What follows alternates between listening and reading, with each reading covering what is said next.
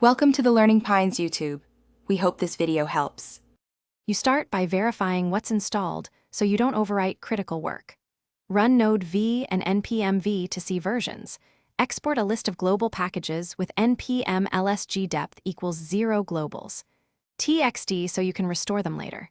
Make sure you close running Node apps and any processes that lock Node or npm.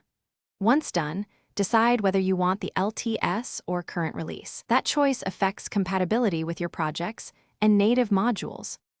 You now perform the update.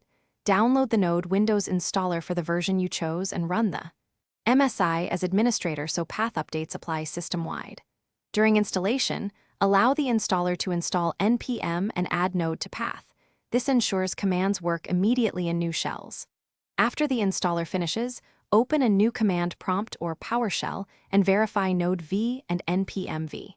If you use NVM Windows instead, install the desired version with NVM install version and NVM use version.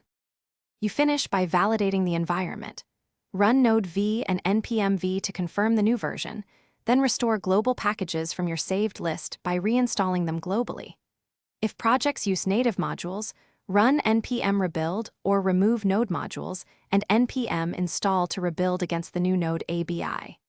If something breaks, check path for old Node installations, run npm cache clean force, and examine errors. Often a native module rebuild or switching to the LTS release resolves the issue quickly. Thanks for watching. Consider subscribing if we helped you.